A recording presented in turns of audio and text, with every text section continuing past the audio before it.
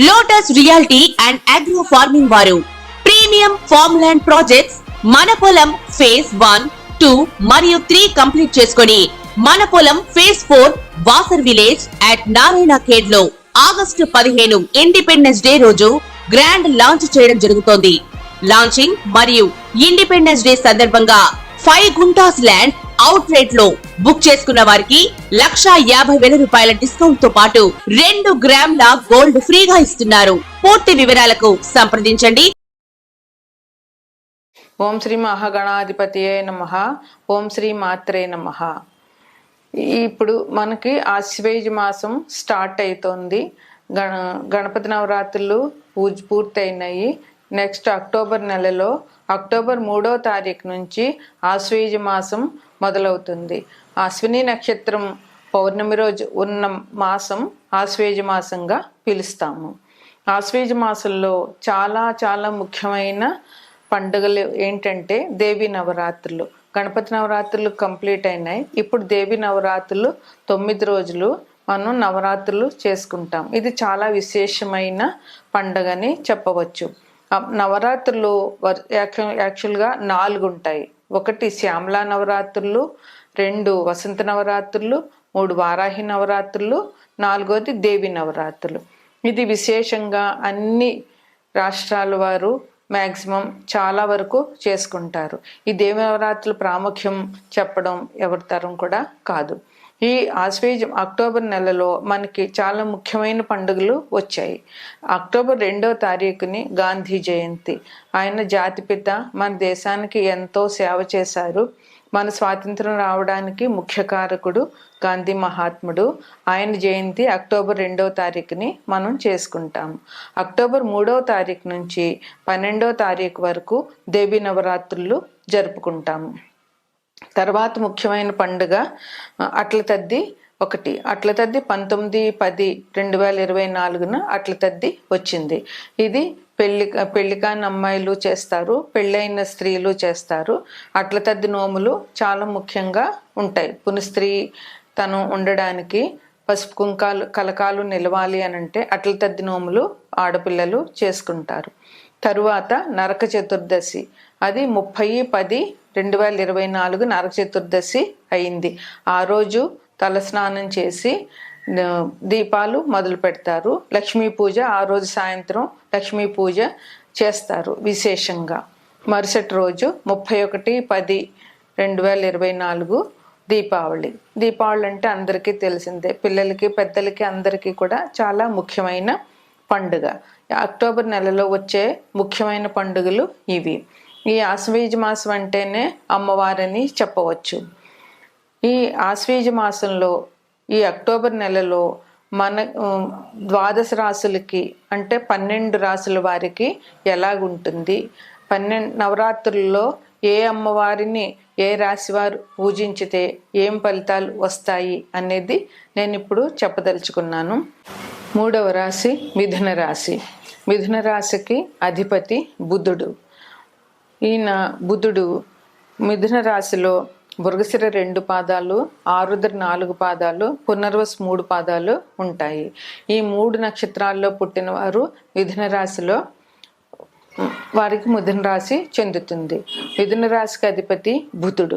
బుధుడు విజ్ఞానానికి, తెలివితేటలకి కారకుడు. మనం ఒక మంచిగా మాట్లాడాలన్నా, ఏదైనా ప్రసంగాలు చేయాలన్నా, తెలివితేటలతో చదువుని బాగా చదవాలన్నా, తెలివితేటలు చూపించాలన్నా, సమయస్ఫూర్తి కావాలన్నా, కమ్యూనికేషన్ స్కిల్స్ బాగా ఉండాలన్నా వాటికి బుధుడే కారకుడు. అందువల్ల ఈ రాశిలో జన్మించిన వారు బుధుడు ఇంట్లో పుడతారు కనుక వీరికి మంచిగా కమ్యూనికేషన్ స్కిల్స్ బాగా ఉంటాయి బుధుడు బాగుంటే. ఒకవేళ బుధుడు బాగలేకపోతే కనుక, వాళ్ళు పుట్టిన టైంకి బుధుడు బాగలేకపోతే కనుక వారికి నత్తి రావడము, లేకపోతే మాటలు రాకపోవడము, ఆటిజం లాంటివి రావడము జరుగుతుంది. బుధుడు ఈ రాశి వారికి చాలా బాగానే ఉన్నది. అయితే చంద్రుడు ఏ రాశిలో ఉండగా మనిషి జన్మిస్తాడో ఆ రాశి వాళ్ళకి జన్మరాశి అవుతుంది. చంద్రుడు మనఃకారకుడు. మనం ఏ పని చేయాలన్నా మనసు ఉండాలి. మనసు ఉంటేనే ఏ పనైనా చేయగలుగుతాము. మన మనసు బాగుంటే అన్ని పనులు బాగా జరుగుతాయి. మనసు చికాకుగా ఉంటే ఏ పని చేయలేము.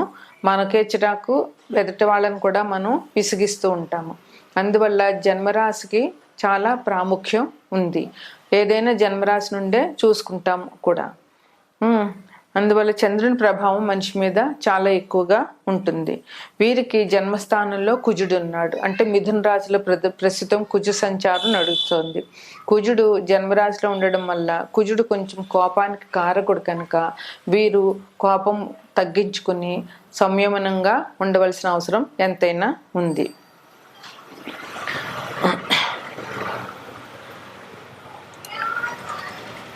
వీరి రాశ్యాధిపతి బుధుడు నాలుగో ఇంట్లోనూ, రవి 5వ ఇంట్లోనూ ఉన్నారు కనుక వీరికి కొన్ని రోజులు 4లో ఉంటాడు బుధుడు, తర్వాత 5లోకి వెళ్తాడు. రవి కూడా 15వ తారీఖు వరకు 4లో ఉంటాడు, అంటే కన్యలో ఉంటాడు. తర్వాత తులలోకి వెళ్తాడు. అందువల్ల వీరికి 4, 5 4 అంటే బేసిక్ చదువు, అంటే మనకు 10th క్లాస్ వరకు చదువు. 5 అంటే మంచి ఆలోచన, ఉన్నత విద్య, మంచి జ్ఞానము, మంత్రసిద్ధి, ఇవన్నీ 5వ ఇంట్లో ఉంటాయి. అందువల్ల విద్యార్థులకి ఈ కాలం చాలా మంచి కాలం అని చెప్పవచ్చు.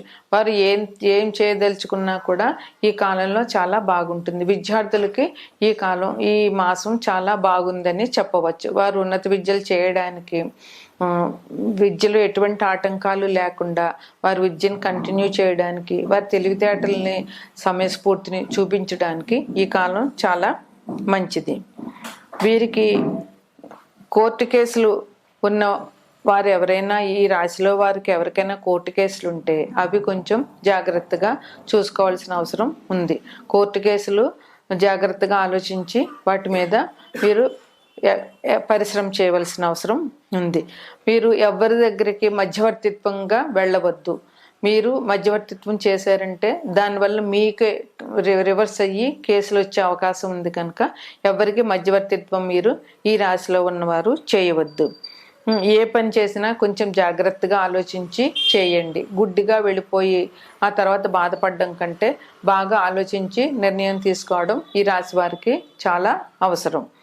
కుటుంబం అనుకూలంగానే ఉంటుంది. కుటుంబం బాగుండడం మూలంగా ముందు మానసిక ప్రశాంతత దొరుకుతుంది. దానివల్ల బయట సమస్యలు వచ్చినా కూడా ఎదుర్కోగలుగుతారు. కుటుంబ వాతావరణం బాగుండడం ప్రతి మనిషికి కూడా చాలా ముఖ్యం. ధైర్యంగా ఉండాలి. శుభకార్యాల కోసం ఖర్చులు చేస్తారు.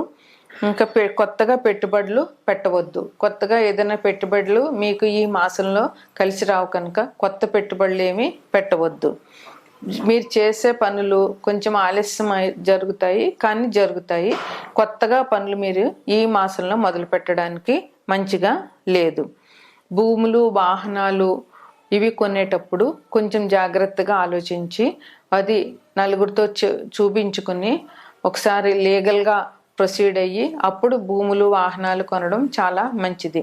ఎందుకంటే భూముల విషయంలో, రిజిస్ట్రేషన్ విషయంలో చాలా మతలబులు జరుగుతున్నాయి కనుక ఒకసారి డాక్యుమెంట్స్ లాయర్ చేత చూపించుకుని భూములు కొనుగోలు చేసేటప్పుడు అవి తీసుకోవడం చాలా మంచిది. వాహనాలు కొన్నా కూడా ఆలోచించి కొనండి.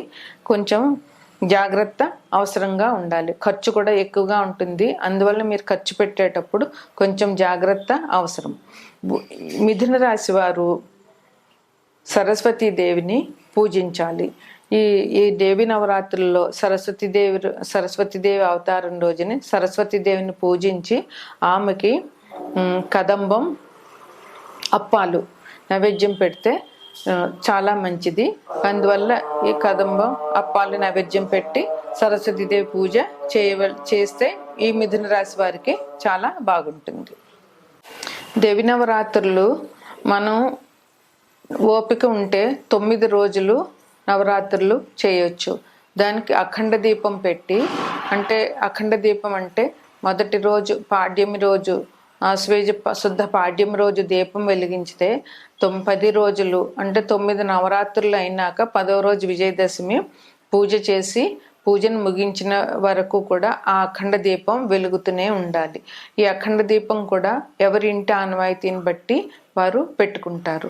9 రోజులు చేయలేని వాళ్ళు మూలా నక్షత్రం నుంచి, మూలా నక్షత్రం అంటే సరస్వతీదేవి నక్షత్రం, ఆ రోజు నుంచి విద్యార్థులకి పుస్తకాలు పెట్టి తల్లిదండ్రులు విద్యార్థుల చేత నవరాత్రులు నవరాత్రులు అంటే మూలా నక్షత్రం నుంచి విజయదశమి వరకు పూజ చేయించితే పిల్లలకి విద్యాభ్యాసంలో ఎటువంటి అడ్డంకులు లేకుండా మంచిగా విద్యని పూర్తి చేయగలుగుతారని నమ్మకం. అందువల్ల మూలా నక్షత్రం నుంచి పూజ మొదలుపెట్టి ఆ 4 రోజులు చేసేవాళ్ళు కొందరుంటారు. ఇంకా అంత కూడా ఓపిక లేని వాళ్ళు 3 రోజులు, అష్టమి, దుర్గాష్టమి, మహానవమి, విజయదశమి, ఈ 3 రోజులైనా కనీసం అమ్మవారికి పూజ చేసి తీర్థప్రసాదాలు సమర్పించి పూజ చేయడం అన్నది మనకి వస్తున్న ఆనవాయితీ. ఈ నవరాత్రులు సాధ్యమైనంత వరకు అందరూ చేయాలి. ఈ నవరాత్రులు చాలా కఠినమైనవి, ఎందుకంటే అమ్మవారి కృప ఉండాలి. ఈ నవరాత్రులు చాలా జాగ్రత్తగా చేయాలి, చేయకపోతే కొంచెం ప్రాబ్లమ్స్ కూడా వస్తూ ఉంటాయి. అందువల్ల దేవి నవరాత్రులు తప్పకుండా చేసి అమ్మవారిని పూజించాలి. అమ్మవారు ఎవరు అంటే శక్తి స్వరూపిణి, అన్నిటికీ ఆమె మనకి ముఖ్యం. ఆమె దయ ఉంటే అన్నీ ఉన్నట్లే. అందువల్ల దేవి నవరాత్రులు సాధ్యమైనంత వరకు అందరూ చేయడం. ఒకవేళ ఇంట్లో చేయలేని వాళ్ళు ఇక్కడ గణపతిని ఎలాగ నిలబెడుతున్నామో పందిట్లో, అలాగ కొంతమంది పందిట్లో అమ్మవారిని నిలబెట్టి 9 రోజులు పూజ చేస్తారు, ఉదయము సాయంత్రము. అలాగ అక్కడికి వెళ్ళైనా సరే పూజ చేయించుకుంటే అందరికీ చాలా శుభం జరుగుతుంది. ఇప్పుడు మనం 12 రాశులకి అంటే 12 రాశులకి అక్టోబర్ నెలలో ఆశ్వీజ మాసంలో ఎటువంటి ఫలితాలు ఉంటాయి, ఏ రాశి వారు ఏ అమ్మవారు అవతారాన్ని పూజించాలి అనేది మనం చెప్పుకుందాం.